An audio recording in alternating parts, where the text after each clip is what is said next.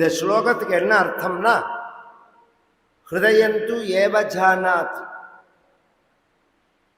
இதுக்கு முன்னாடி பின்னாடி சேர்த்தோம்னா, ராமனோட ஹிருதயம் சீதைக்கு தான் தெரியும், சீதையோட ஹிருதயம் ராமனுக்கு தான் தெரியும், இன்னொருத்தருக்கு தெரியாது அப்படின்னு அந்த ஸ்லோகத்துக்கு அர்த்தம்.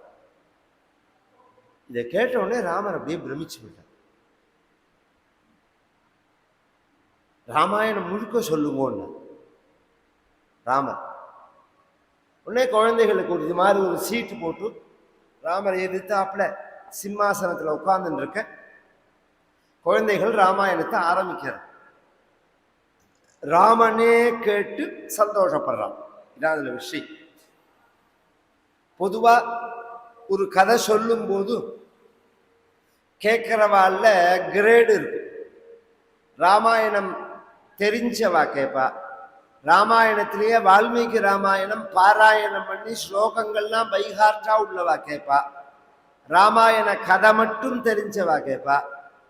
ராமாயணத்திலேயே கம்பராமாயணம் தெரியும், வால்மீகி ராமாயணம் தெரியாதுங்கிற உள்ளவா கேட்பா.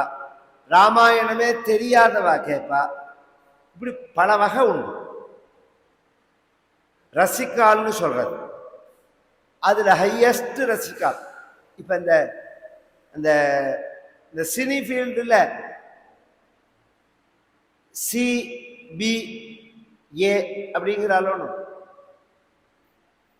ஏ area, B area, C area, இந்த படம் எதுல ஓடும் அப்படிங்கிறது எதை வச்சு அதை பிரிக்கிறார்? ரசிகர்களை வச்சு பிரிக்கிறார். A grade, B grade, C grade. அது மாதிரி வால்மீகி என்ன சொல்றாருன்னா, இதுல எல்லாரும் ரசிச்சதையும் சொல்றேன், ஹையஸ்டா ரசிச்சவர்களையும் சொல்றேன். இது எப்படி இருக்கும்னு தெரிஞ்சுக்கோங்க. இதுல எல்லாரும் வந்திருக்கா.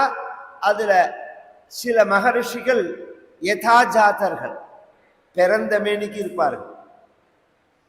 கும்பமேளால பார்த்தா தெரியும். அவர்களுக்கெல்லாம் யதாஜாதர்கள்னு பேர்.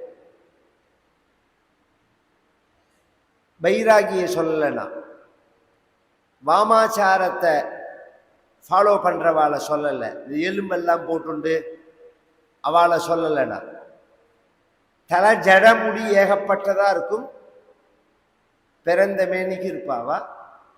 சுகாச்சாரியால் மாதிரி உள்ள, சதாசிவ பிரம்மேந்திரால் மாதிரி, ஜட்ஜி சுவாமிகள் மாதிரி உள்ள மகான்கள். அதுல காஷ்ட மௌனம் வேற. காஷ்ட மௌனம்னா வாழ்நாள் முழுக்க மௌன விரதம். மௌன விரதம்னு உடனே நமக்கு நாம இருக்கிற மௌன விரதம் ஞாபகம் வரும். சில நாளைக்கு மௌன விரதம் அப்படின்னு நாம சொல்லுவோம். அன்னைக்கு என்ன நடக்கும்னா, வீட்டில் உள்ளவா எல்லா பிராணையும் ஒட்ட வாங்கிடுவான். அப்படின்னா இதுக்கு பேசியே தொலைக்கலாம்.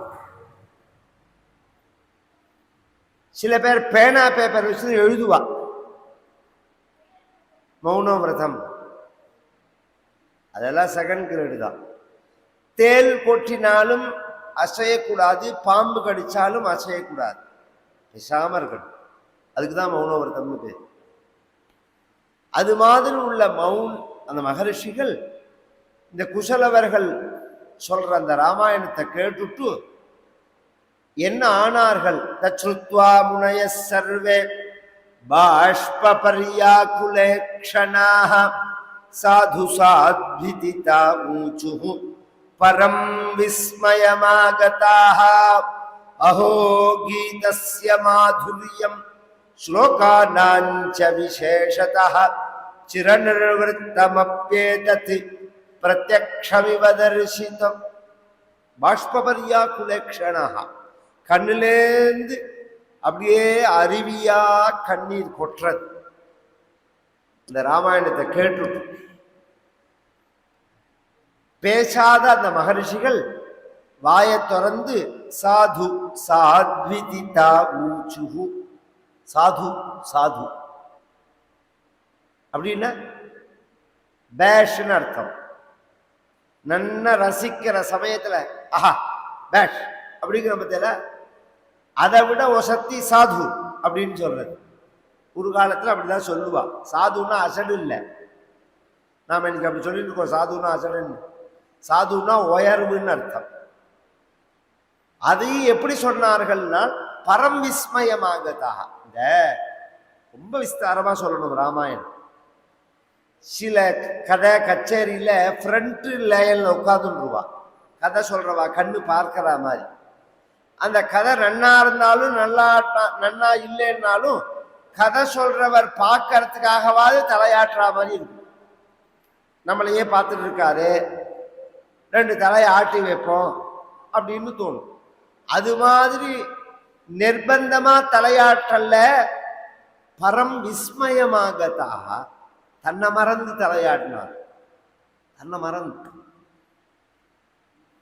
என்ன கீதம் முதல்ல இந்த குழந்தைகள் பாடுறதே அந்த குரல்.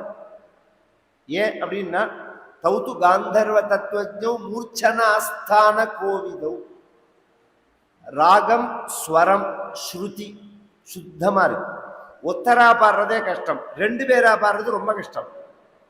ஏன்னா அந்த ஆரம்பிக்கிறது நிறுத்துறது ஒரே மாதிரியா இருக்கணும். இது ரெண்டு பேர் பாடுறாளா ஒத்தர் பாடுறாளான்னு தெரியாதபடிக்கு இருக்கணும்.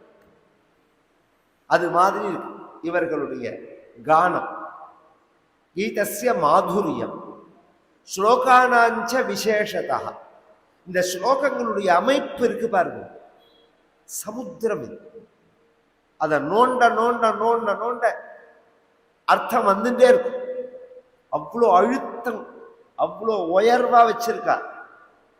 இத எத்தனையோ வருஷம் முன்னாடி நடந்த கதைய பிரத்யக்ஷமிவ தரிசித்தம். இன்னைக்கு பார்க்கிற மாதிரி இந்த கதையை அமைச்சிருக்காரே, இது இன்னொன்னுக்கு சொல்ல முடியுமான்னு. இப்ப எடுத்துப்போமே நாம இந்த ராமாயணம் எத்தனை 1000 வருஷம் முன்னாடி நடந்தது. அவ ஆராய்ச்சிக்கே விட்டுருவோம். ஆனா 1000கணக்கான வருஷம் முன்னாடி தான் நடந்தது. ராமானந்த சாகர்னு ஒருத்தர் ராமாயணம் எடுத்தாரோ. அப்ப இந்தியாவே ஸ்தம்பிச்சது தெரியுமா உங்களுக்கு? ஞாயிற்றுக்கிழமை காலத்தால 9லேருந்து 10 அப்படியே நின்று போயிடும். ரயில் நிற்கும், ரயில் நின்று போயிடும். சில பேர் சொன்னா இந்த லாரி டிரைவர்கள்லாம் இருக்கா பாருங்க, 8 மணி ஆனோடனே ரோடு ஓரத்துல யாரு வீட்டுல ஆண்டனா இருக்கோ அவ வீட்டு வாசல்ல லாரியை நிறுத்திட்டு உள்ள வந்து நான் ராமாயணம் பார்த்துட்டு போறேன்னு பார்த்துட்டு போவாளாம். இந்தியா ஒரு ஆச்சரியம் சொல்றேன், டிவில எதுவுமே கிடையாது எங்க கிராமத்துல வடகுடியில. அப்ப ரிலே மெட்ராஸ்ல மட்டும்தான் தூரதர்ஷன்ல தான் அது வந்தது. எங்க அப்பா என்ன தெரியுமா பண்ணினார், இந்த ராமாயணத்துக்காக 100 அடி ஆண்டனா. அந்த ஆண்டனாவோட உயரமே 110 அடி, நீளம் 20 அடி இருக்கும். தஞ்சாவூர் ஜில்லால அதை வந்து இப்படி மெட்ராஸ் பக்கம் பார்க்க திருப்பிண்டே இருக்கணும். 5 நிமிஷத்துக்கு ஒரு தடவை ஒரே பூச்சி பறக்கும். ஆண்டனாவை திருப்பும்பா, நான்லாம் திருப்பியிருக்கேன். எங்க அப்பா ஏற்பாடு பண்ணி வடகுடி கிராமமே உட்காந்து பார்க்கும் எங்க ஆத்துல. இங்க பெரியப்பாலாம் பார்த்துட்டு அழுததை நானே பார்த்துருக்கேன். என்ன அது, என்ன ராமர், என்ன சீதை, என்ன லக்ஷ்மணன், என்ன கதை அது. இன்னைக்கு பார்த்தாலும் அப்படியே இருக்கு. இது இன்னொரு இன்னொரு விஷயத்துல இந்த லயம் வராது. ஒரு தடவை பார்த்த உடனே போறோம்னு தோணும், அப்புறம் பிடிக்காதுன்னு தோணும். இந்த ராமாயணத்துக்கு அப்படி தோணவே இல்லையே. சிரநிர்வர்த்தம் அப்பேதத்து பிரத்யக்ஷமிவ தரிசி. இப்படிலாம் சொல்லி சந்தோஷப்பட்டு அந்த குழந்தைகளுக்கெல்லாம் ஆசீர்வாதம் பண்ணா. இது கதை கேட்டவா. கதை வச்ச ராமர் எப்படின்னா, சச்சாபி ராமஹ பரிஷத்கதசனைஹி புபூஷயா சக்த மனாபூவஹா. தன்னெல்லாம் மறந்துட்டானாம் பகவான். தன் ஆசாரத்திலேருந்து நழுவி அவர் அறியாம சில காட்சிகள் பக்கத்துல வரத்த இப்படி மூஞ்சியை நீட்டுவோம், தெரியல இப்படி நீட்டின்னு போவோமோன்னு அது மாதிரி கதை சொல்ற குசலவர்கள் பக்கத்துல வந்துட்டான் பகவான். வந்து உட்கார்ந்து கதை கேட்கிறார். எல்லாரையும் கதை கேட்டு போகிறார். குழந்தைகள் அயோத்தியை வர்ணிக்கிறது. முதல்ல அயோத்தி வர்ணனை, சரையு வர்ணனை, சூரிய வம்சத்தினுடைய பெருமை. அயோத்தி எப்பேற்பட்டது? சர்வாபூர்வமியம் ஏஷாம் ஆசீத் கிருத்ஸ்னா வசுந்தரா பிரஜாபதி முபாதாய நிருபாணாம் ஜயசாலினாம் ஏஷாம் சசகரோ நாம சாகரோ ஏன காணிதா. எல்லாம் நிரம்பின பாரத தேசம். ஒரு குறை கிடையாது. ஒரு நாட்டுல ஒரு விஷயத்துக்காக நாம பிச்சை ஏந்தரா மாதிரி இந்த நாடு கிடையாது. என்ன வளம் இல்லை இத்திருநாட்டில். பாரதியார் கேட்கிறார், என்ன வளம் இல்லை அப்படிங்கிறார். எல்லாம் இருக்கு. பொருள் வளம், அறிவு வளம் எல்லாம் இருக்கு. எங்க தோண்டினாலும் கோல்டு இருக்கும் பாரதத்துல. வசுந்தரா, உலகத்திலேயே அதிகமாக தங்கம் உற்பத்தியான இடம் பாரத தேசம்தான். ஒரு ஆச்சரியம் சொல்றேன். கஜினி முகமதுன்னு ஒருத்தன் வந்து சோமநாத்தை கொள்ளையடிச்சுன்னு போனா பத்தியில, அவன் கொண்டு போன தங்கத்தோட அளவு என்னன்னு போய் பாருங்க நெட்ல. அமெரிக்காட்ட அந்த தங்கம் கிடையாது. இன்னைக்கு அமெரிக்காட்ட அந்த தங்கம் கிடையாது. இப்ப வேர்ல்டுலயே அமெரிக்காட்ட தான் தங்கம் இருக்குன்னு சொல்லிட்டு இருக்கான் ட்ரம்ப். அந்த ரூமை திறந்தாதான் தெரியும் இருக்கா இல்லையாங்கிறது. ஒரு 75 வருஷமா இருக்கு இருக்கு கரடி வருது புலி வருதுன்னு சொல்லிட்டே இருக்காங்களே தவிர இருக்கா இல்லையான்னு இன்னும் கன்ஃபார்ம் ஆகல. 8000 டன்னுக்கு மேல இருக்குன்னு சொல்றானே தவிர இருக்கா இல்லையான்னு தெரியாது. ஆனா உண்மையாவே இருக்கிறது இந்தியாவில தான். இந்தியாவில் கவர்மெண்ட் கையில உள்ளது தானே உங்கள்கிட்ட கணக்குல இருக்கு. மக்கள்கிட்ட உள்ள கணக்கு கவர்மெண்ட் கிட்ட கிடையாது. மக்கள்கிட்ட என்ன இருக்குன்னு கணக்கு கவர்மெண்ட் கிட்ட இருக்கா சொல்லுங்க. ஒரு சின்ன குழந்தை பிறந்தா கூட நாம் அதை தங்கத்தினால தானே அலங்காரம் பண்றோம். ஏன்னா அது மகாலட்சுமி வசூன்னு பேர். அது சாஸ்திரத்துல அதுக்கு ஒரு முக்கியத்துவம் கொடுக்கிறது. அப்பேற்பட்ட தேசம் இது. செல்வ செழிப்பு உள்ள தேசம். இந்த திருட்டு பசங்க இவ்வளோ கொள்ளையடிச்சுன்னு போனதுக்கு அப்புறமே இவ்வளோ இருக்குன்னா முதல்ல எவ்வளோ இருந்திருக்கணும் இந்த தேசத்துல. இன்னும் புரியுற மாதிரி சொல்றேன். அயோத்தியில 3 வேளை ரோட்டை பெருக்கி ஜலம் தெளிப்பா. இது ஒரு ப்ராசஸ். அங்க அந்த ரோட்டை பெருக்கிறவன் காதுல வைரத்தோடு போட்டு இருப்பான். ரோட பெருக்கிறவன் காதுல அப்படின்னா அவ்வளவு சமிருத்தி. இங்க இல்லாமைங்கிறதே இந்த தேசத்துல கிடையாது. அவ்வளவு சுபிக்ஷமா இருந்த தேசம் இது. காரணம் ஆண்ட ராஜாக்கள். அதை தெரிஞ்சுக்கணும். எவன் ராஜ்ய பரிபாலனம் பண்றானோ அவனை பொறுத்துதான் அந்த தேசம் அமையும்.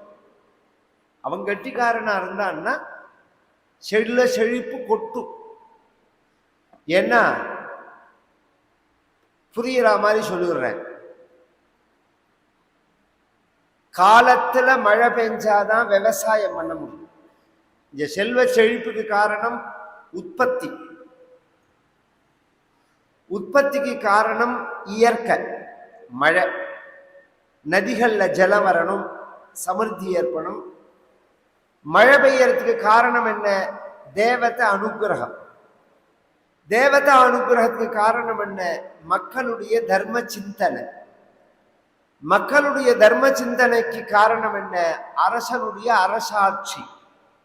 அரசன் அவ்வளோ தர்மிஷ்டனா இருந்தாதான் மக்கள் அவ்வளோ தர்மிஷ்டர்களா இருப்பார்கள். இந்த ராஜா அது மாதிரி ராஜா சமிருத்தியா இருக்கு அயோத்தியில. இவர்களை பத்தி சொல்லும் போது காளிதாசன் 3-4 ஸ்லோகம் இவர்களை பத்தி சொல்றான். நான் அம்பால பேசின வாக்கு அதனால ஒரு மனிதனை பேச மாட்டேன். இருந்தாலும் இந்த சூரிய வம்சத்துல பிறந்தவர்களை பத்தி நான் ஏன் சொல்றேன் அப்படின்னா, சோகமா ஜன்ம சுத்தானாம் ஆபலோதய கர்மனாம் ஆசமுத்திர க்ஷிதீஷானாம் ஆனாகரதவர்த்மனாம் சைஷவேப்யஸ்த வித்யானாம் யௌவனே விஷயீஷினாம் வார்த்தகே முனிவிருத்தீனாம் யோகேனாந்தே தனுத்யஜாம் தியாகாய சம்பிருதார்த்தானாம் சத்யாய மிதபாஷினாம். இப்படி சொல்லிட்டே போறான். இவர்கள் பிறப்பிலேந்து ஒழுக்கத்தோட நேர்மையானவர்கள். அப்படி நேர்மையா உள்ளவன் அரசனா, திறமையும் இருக்கணும். சில பேர் நல்லவனா இருப்பான், அட்மினிஸ்ட்ரேஷன் கெப்பாசிட்டி இருக்காது. சில பேருக்கு அட்மினிஸ்ட்ரேஷன் கெப்பாசிட்டி இருக்கும், திருட்டு பயலா இருப்பான், பக்கா திருடனா இருப்பான். அவன் எப்படி திருடினான்னு கண்டுபிடிக்கவே முடியாது, அது மாதிரி திருடுவான். அப்ப நாடு நாசமா தானே போகும். திறமையும் இருக்கணும், நேர்மையும் இருக்கணும். இவர்கள் அவ்வளோ நேர்மையானவர்கள். சோகம் ஆஜன்ம சுத்தர்கள். சோகமா அஜன்ம சுத்தானாம் ஆபலோதய கர்மனாம். ஒரு காரியத்தை ஆரம்பிச்சா அந்த ரிசல்ட் வர பரியந்த அந்த காரியத்தை விடமாட்டாவா. அதை தெரிஞ்சுக்கணும். சில பேர் ஆரம்பிக்கிறத ஓஹாயின்னு ஆரம்பிப்பான். இந்த சமஸ்கிருதத்திலே யோஜனம் உண்டு, ஆரம்பசூரன்னு பேர் அவனுக்கு. ஆரம்பசூராக்களு தாட்சிணாத்தியாக அப்படின்னு ஆரம்பிக்கிறத ஓஹாயின்னு ஆரம்பிப்பான், பாதியில் டொப்புன்னு போட்டுருவான். அனௌன்ஸ்மெண்ட், பேனர், பிரச்சாரம் எல்லாம் அமக்களமா இருக்கும். பேப்பர்ல ரிசல்ட் என்ன இருக்கும்னா ஜீரோவா இருக்கும். அப்படி இருக்கக்கூடாது. அனௌன்ஸ்மெண்ட் இருக்கக்கூடாது, ரிசல்ட் பெருசா இருக்கணும். ஆபலோதய கர்மனா ஆசமுத்திர க்ஷிதீஷானா. இவர்களுடைய அதிகாரம் எது வரையில் அப்படின்னு சொன்னார். எது வரையில், எது வரையில் சமுத்திரம் இருக்கோ அது வரை. எல்லா பக்கம் யோஜனை பண்ணுங்க. சுதந்திரத்துக்கு முன்னாடி அந்த பாவிகள் ஒரு வழியா அந்த நாட்டை நாசம் பண்ணிட்டு போனான். ஆங்கிலேயர்கள் ஒன்றும் நல்லவன்லாம் கிடையாது, இந்த கொள்ளை அடிச்ச பசங்க, திருட்டு பசங்க. அதுக்கு முன்னாடி வந்த முகமதியர்கள் அதை விட கொடூரமானவர்கள். இவன் ரெண்டு பேரும் இப்படி இருக்கானேன்னு சொல்லிட்டு சுதந்திரம் வந்தா அதை விட ரெண்டும் சேர்ந்த திருட்டு பசங்கள் பின்னாடி வந்தவங்க. என்ன நாசப்படுத்தி இந்த நாட்டை கொதறி செதறி ஜனங்கள் அப்படியே தவிச்சு வெளியில ஓடி போய், வெளியில போகலாமா, நம்ம நாட்டை நோக்கினாயா எல்லாரும் வரணும். நான் ஏன் வேலை தேடி வெளியில போகணும், நான் ஏன் பொழப்பு தேடி வெளியில போகணும், எனக்கு என்ன இல்லை இந்த நாட்டுல. எல்லாரும் இங்க வரணும், நம்ம நாடு பெருசாகணும், அகண்ட பாரதமாகணும். இதை துண்டாடி தலையை வெட்டி கையை வெட்டி காலை வெட்டி பாரத தேசத்தை நாசம் பண்ணி அதெல்லாம் மாறணும். சூரிய வம்ச காலத்துல சமுத்திர க்ஷிதீஷானா, எல்லா பக்கமும் பூமி முழுக்காவா ஒரு ராஜா. இது ஒண்ணு. வாழ்க்கையை எப்படி வாழ்வார்கள்னா, சைசவே அபியஸ்த வித்யானா, படி நாளா பிரிச்சுப்பா வாழ்க்கைய. சின்ன வயசுல படிப்பு தான், படிப்பை தவிர வேற கவனமே செதறாது. நாம் குழந்தைகள் அப்படிதான் வளர்க்கணும். யௌவனே விஷயீஷினா, படிப்பு முடிஞ்சு கல்யாணம் ஆகி பட்டாபிஷேகம் ஆயிடுச்சுன்னா அப்புறம் சௌக்கியமா இருப்பான். வார்த்தகே முனிவிருத்தினா, ஒரு குழந்தை பிறந்து அவனை வளர்த்து அவன் ராஜாவாக கூடிய ஒரு காலம் வந்தாச்சுன்னா அவனுக்கு பட்டாபிஷேகம் பண்ணிட்டு இவா கிளம்பி காட்டுக்கு போயிடுவா. 95 வயசானாலும் அந்த சேரை விடாம குடிச்சுட்டு இருக்க மாட்டான், கொடுத்துட்டு போயிட்டே இருப்பான். எத்தனை நாளைக்கு சம்பாதிக்கிறத விட விடுறதுலதான் வைராக்கியம் இருக்கு. அதுதான் பெரிய கஷ்டமே. பொசிஷனை பவரை அவ்வளோ சுலபமாக விட்டு கொடுத்துருவாளா? ஏதாவது ஒரு காரணம் சொல்லுவா. ஐயோ குழந்தைகள் ஏமாந்து போயிடும், அவளுக்கு ஒன்றும் தெரியாது, நான் சொல்லி தரேன், நான் பார்க்குறேன். எத்தனை பேர் மண்ணாடுறவா இருக்கா? அவ சாப்பிட்றாளோ? அவன் கையால் தானே எடுத்து சாப்பிட்றான். அவளுக்கு வாழ தெரியாதா என்ன? வாழ விடணும். நீங்க போட்டு நெசிக்க கூடாது.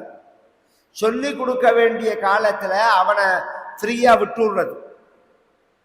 ஒரு 20 வயசுக்குள்ள அவனுக்கு என்ன சொல்லி கொடுக்க முடியுமோ அத்தனை சொல்லி கொடுக்க வேண்டிய காலத்துல எல்லாம் அவனை கவனிக்காம இவன் ஓடிட்டு பின்னாடி வாழை பிடிச்சுன்னு தொங்கினான்னா வெறுப்பாதான் இருக்கும்.